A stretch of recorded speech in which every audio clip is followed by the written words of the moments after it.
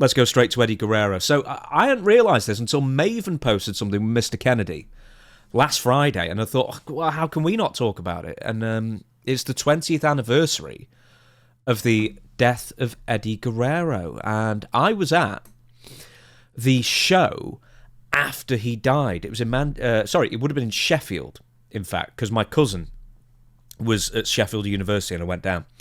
And I remember Batista, if that wasn't the Raw afterwards, it was the Raw after that. And I remember Batista in tears, floods of tears, after the show went off air, holding up a Eddie Guerrero t-shirt and the entire, fan base chanting Eddie's name and stuff like that. So I completely forgot that until just this second. But yeah, so Eddie's passing 20 years ago. And I think one of the most incredible things about his legacy is that he's more popular now.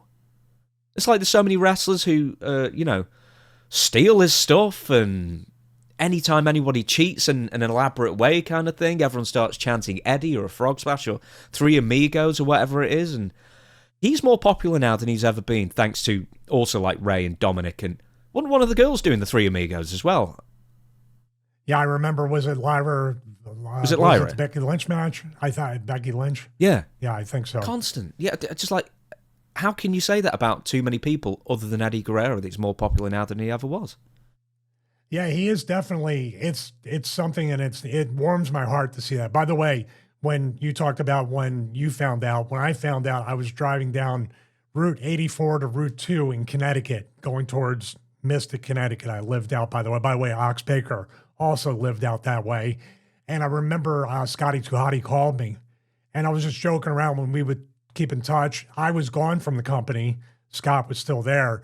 And I remember he called and he was like, dude, I need to talk to you. I was like, yeah, what's going on? And I went into something like funny, joking around, whatever. He goes, hey man, Eddie's gone. And I was like, what do you mean Eddie's gone? And I pulled over thinking like, subconsciously, okay, this is going to be like really bad news. What do you mean gone? But it didn't register. And he said, Eddie passed away. Eddie's dead. And I was like, oh my God. I mean, it was just a shock for probably a few days because it literally did come out of nowhere. And then I heard the circumstances, and then my heart started to go out to Chavo, who had found him. It was just like, my goodness, this is just, and then we're going to go to the more heartwarming stuff. But I remember that it was just like, it's such a surreal thing, because it felt like Eddie, after all he had been through, and we're going to talk about some of that, had finally found his niche, his groove. And you can see that niche and groove still alive and well today. I think it was WrestleMania 39. They played the music and everybody on their feet and just started chanting Eddie. I mean, and like you said, when you see Dom now, you can't help but think of Eddie. So he's literally living on forever. And the wrestlers that do it, you can tell it's a pure tribute. Whether Dominic is insulting his own father by saying Eddie's his real father, or people just doing the moves.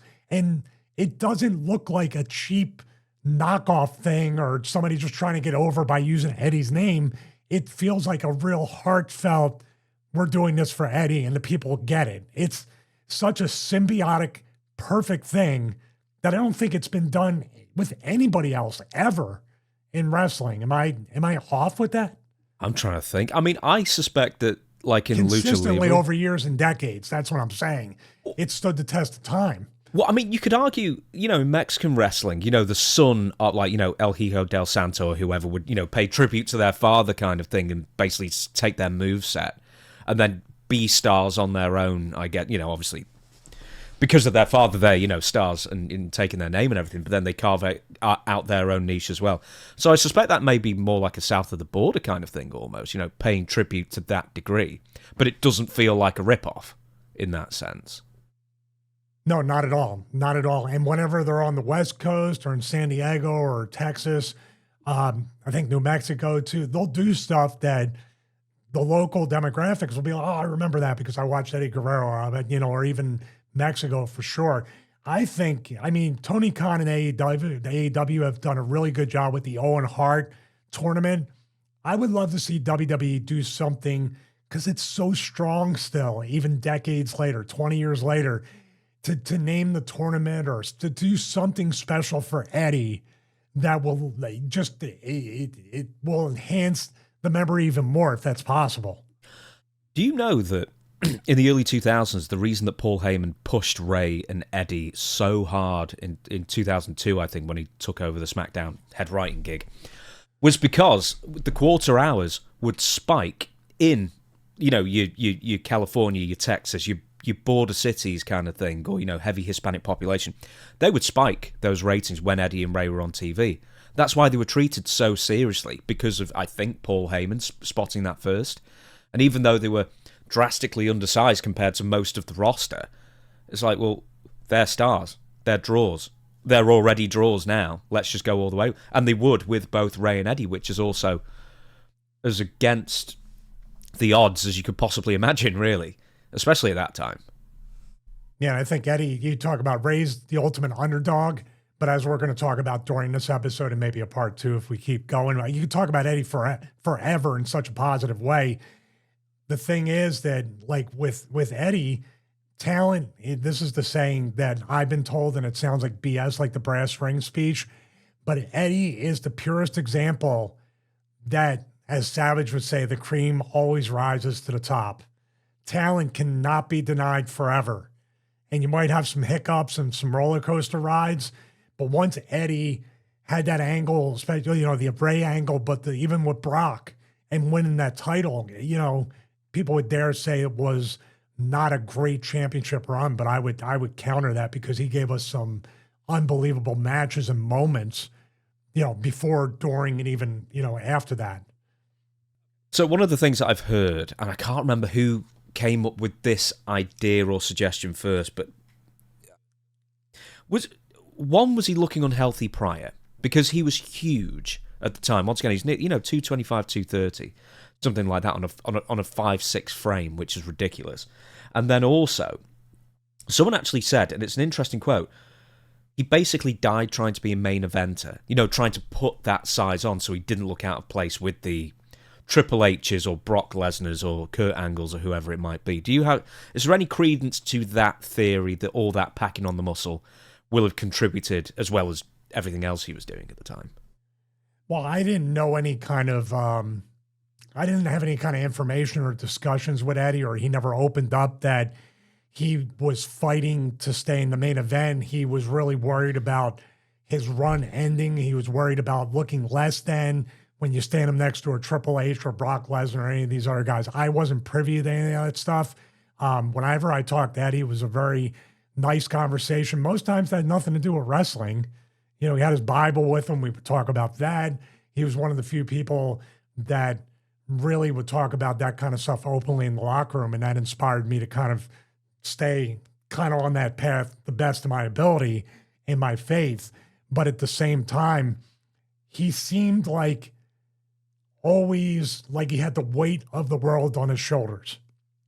That's what I interpreted as whenever I saw him, that he was, whether it was outside the ring, inside, a combination of both, I always felt sometimes a bit of sadness from Eddie. You can kind of see the emotion. He always wore his heart on his sleeve, whether for good or bad, good, bad emotions, whatever it might be. And that's what I could feel. But it was never like when I looked at him or talked to him, or he kind of would have that heavy sigh sometimes. It always stood out to me that it wasn't just your general wrestling push and I got to keep my spot, brother, and all this stuff. I thought it was more of the weight of everything on his shoulders, maybe family, friends, responsibility, knowing that the company is counting on him. So there was a little bit of that I could interpret, but I wasn't thinking like, man, he's really trying to keep himself huge. He's on a road to kill himself basically by trying to stay in the main event. I never got that impression. Yeah, if you read his book, and it's not one of the better books out there by far. It really isn't. But you can always glean something, even from a badly written autobiography. And this is one of those interviews as told by kind of things, and then ghost written. But there's a lot that stands out to me. One of them is constantly arguing with his wife, and almost on the verge of breaking up, and then breaks up, and then eventually gets back together. Probably shortly before his title reign. It was a while since I read the book, but I did scan through it for some research for this. He always seems completely stressed out about his family life. and then being away for so long, but also talking about, I think in later years, getting bigger, his worries about not standing out. He wasn't happy with his title run because the weight of the world was on his shoulders. And it's 2004. It's nothing to do with whether he was champion or not. It was just a down time for the business in general, but I think he took it personally. I've got a couple of facts for you that I didn't actually write down for you to read. One, he was soon penciled in to win the title again, shortly before he died. And two, I'll give you this. Who do you think he was penciled in to wrestle at WrestleMania 22 should he have lived? Triple H. Shawn Michaels. Oh, really? That would have been awesome. That was the theory, that was the rumor going around that he was penciled in to wrestle Shawn, which would have been amazing. It would have. I mean, it would have. WrestleMania 21 was Shawn and Kurt, and that's an absolute clinic. And I would say Eddie would take that challenge because there's that friendly competition, especially between him and Kurt, based on what they did at WrestleMania 20. I think they would Shawn and him would try to beat that match and also beat the WrestleMania 20 match. Okay, then. So enough of the down stuff. Let's celebrate. I guess you're in Eddie's relationship over the years because you would be in ECW, WCW, and WWE with him over the years, so you'd have plenty of time to interact. I guess very much that the first time you met him was in ECW. So I'll tee this up a little bit. He was kind of an underground favourite. We were talking about in the 90s, how exciting it was, all these underground favourites that would eventually make it through to, one of the big two or the big three. Eddie, with Art Barr, had a great match, I guess, for the time, if you want to call it that way, but it still holds up, in AAA When Worlds Collide, the original When Worlds Collide back in 1994. He got noticed plenty of places, and then in ECW he turns up in 1995 for a grand total of, I think, 18 matches. So he really wasn't there very, very long. But, made a definite impact. He basically pretty much wrestled only Dean Malenko and Too Cold Scorpio, and then there'd be a couple of matches where, a couple more people would be involved, but he was sort of in and out after a few months, a former ECW television champion, I believe, as well, in his first match. But what do you remember of Eddie in ECW? I imagine he wasn't the same guy 10 years early than he would be in, the mid-2000s. Well, I'm not sure, and I'm going to explain why in a second, but that Mexico match against Art Barr, he was the Love Machine, right? He was tagging with Art Barr as Los Gringos Locos, yeah. Against, but didn't they do a hair versus hair match? And didn't he shave Art Barr's head? Not on that pay-per-view, I don't think. Eventually. Oh, God, man. I'm so off today. Yeah, I'm wrong. Yeah, they did. Okay, let's keep it in then. You can edit some points of that out. There's some, Good Lord, not today, CT. Earlier today, but not today. Yeah, there we go. After the match, Barr and Guerrero first cut off each other's hair, and then he had the last of it shaved off as a result of their loss. Do excuse me, I forgot the ending. There you go. So, yes, you're right, Stevie. They were not wrestling each other, so you're kind of correct at the same time. Yeah, they were tagging and lost the match. Yeah, they tagged against Octagon El Hijo del Santo, I think. But the part we got right was there was a head shaving, and he was called that Love Machine. Or he was the Love Machine, Art Barr, but I think he died later that year, Art Barr. He died that same year, I think. I think so, too, yeah. So, but getting back to ECW, I did not really interact with Eddie too much until WWE, and I'm going to explain why. In ECW, and we talked about my negative experience with Dean Malenko throughout my entire life. We've never talked about that on this show. You know that. Yeah, I did have a negative experience with Dean. I understand where he was coming from in some ways, but he never, ever treated me well at all. So what you just said was he wrestled Dean most of the time.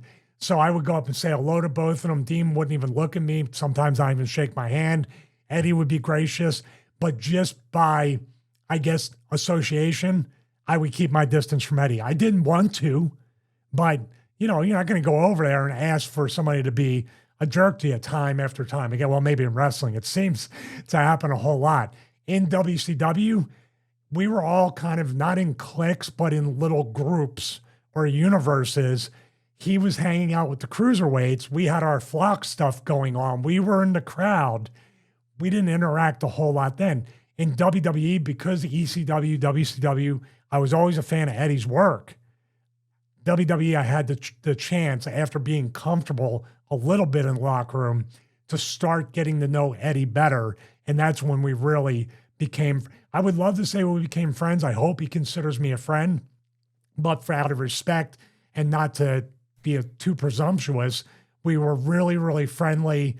And I always sought him out, especially after, like I said before, see him carrying his Bible, ask him questions, sit down with me. And that was the majority of what we would talk about. It wasn't hours, but you know what? With his busy schedule, always being figured in, and also doing and we worked together in one match, a tag match, when he was doing Latino Heat with China, and we were at the right to censor. And I talked about that before, how I was really disappointed with my performance. He put his arm around me and he goes, listen, I know better than anybody else.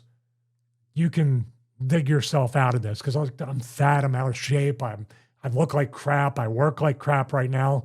And we're going to talk about some of the things he'd been through and overcame. And that was very inspirational when, just for that 20 or 30 seconds, putting his arm around me, hand on my chest, and just kind of giving me that squeeze and saying, don't give up, meant the world to me. Okay, I've added that in. We'll get to that in just a second. Just building up to WCW, I mean, I suggest that you probably didn't have too much crossover with him, because there was like 300 people in the company. You probably barely even saw him, I guess. That's what I mean. There was different categories of people that interacted, and we never did much in the way of that. The closest we got, I think, was Halloween Havoc, where him and Ray worked, and we were in the crowd. I think that was 97. So we were definitely there at the MGM Grand in Las Vegas. But you got to remember too, the fabulous 4 months of WCW, it takes months for you to get comfortable where you feel like you can talk. It's a different time back then. You almost feel like I shouldn't, I say hello the wrong way, I'm going to get heat. So you try to just shake hands, say hello the nicest way possible. And then, as Bobby Eaton said, hey, don't talk, can't get heat. So you kind of kept it to a minimum. Do you remember, I mean, if we're talking back to 1997, I think at the beginning of the year, he was still the guy in the tank top, or, the spandex, tank top kind of thing, and, personality free, Wrestling 6 or whoever he was at the time. And then somewhere through 97, he becomes a bad guy. He's got Chavito with him. That might be in 98, but I think it's 97 when that starts.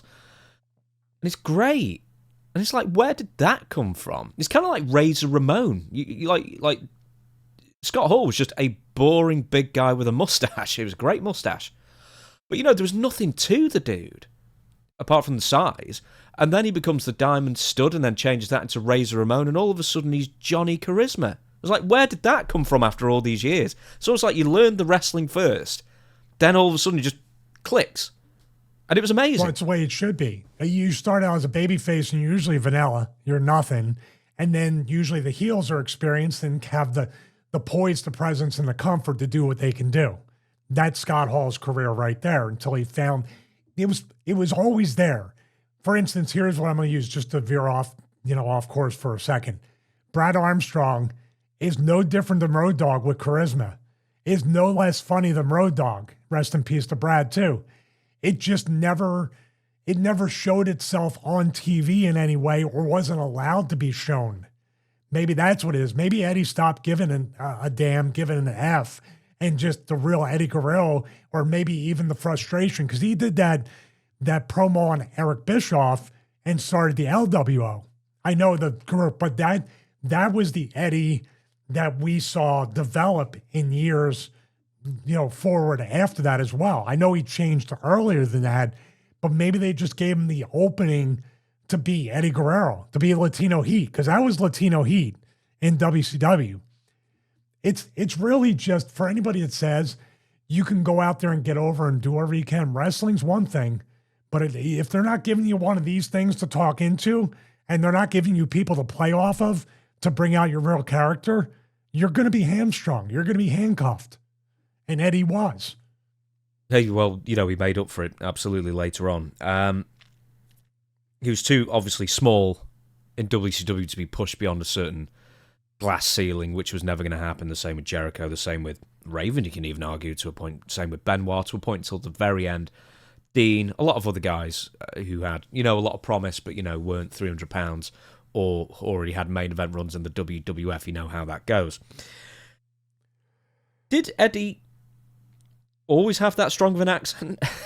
Because like when he talks, specifically in that I'm throwing coffee on myself thingy with Eric, he could be from anywhere in America. But like the accent seems to get stronger and stronger and stronger like the more he carried on, and especially in WWE. Did he speak like that in real life, or was he always putting that on for the camera? Very, very soft spoken. Very, like I said, there was sometimes just a sadness, an aura of sadness around Eddie, but also an aura of love at the same time. Never, yeah, I think it's turned up to 11. It's not like he doesn't have the accent, but when he gets fired up and does all that, he probably reverts back to something when he was a kid and got mad and it just comes out. Also, you got to remember the Guerrero family, when they would cut the fiery promos, they would heavier on the accent type presentation. You got to remember the family, the whole family is incredibly talented. You remember, I think it was Super Clash 3, the 6-man tag, all the Guerreros versus, and Chavo Sr. and Hector are like, I'm doing stuff I've never seen before in my life. And what was that? Super Bowl 3 was 88, I think.